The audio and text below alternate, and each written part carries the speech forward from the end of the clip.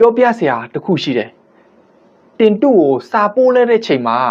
သူတင်ရဲ့စာကိုမပြန်ဘူးဆိုရင်တင့်နေနဲ့ဒီချက်ကိုလုံးဝမလုပ်ပါနဲ့ခင်ဗျသူ့ကိုစာတွေပါတယ်ထက်ခါပို့တာတို့အဲ့လိုမျိုးလုံးဝမလုပ်ပါနဲ့ခင်ဗျပြီးတော့ဖုန်းတွေပါတယ်သူ့ခဏဆက်တာတို့အဲ့လိုလုံးဝမလုပ်ပါနဲ့ခင်ဗျ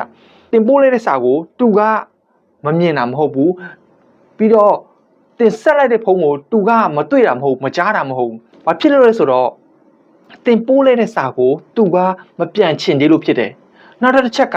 တင်ဆက်လိုက်တဲ့ဖုန်းကိုသူကမကင်ချင်သေးလို့ပဲဖြစ်ပါတယ်ခင်ဗျဒါကြောင့်မလို့သူ့ကိုထက်ခါစာတွေမပို့ပါနဲ့ခင်ဗျထက်ခါဖုန်းတွေပါတယ်မဆက်ပါနဲ့ခင်ဗျတင့်ကိုစိတ်ဝင်စားတဲ့သူတင့်ကိုဂယုစိုက်တဲ့သူကသူအားတဲ့ချိန်မှာသူတင့်ကိုပြန်ပြီးတော့ဆက်လာလိမ့်မယ်ဒါမှမဟုတ်လေသူကတင့်ကိုတကယ်ချစ်နေသေးတယ်ဆိုရင်တင်ဆက်တဲ့ဖုန်းကိုသူ့အနေနဲ့မဖြစ်မနေ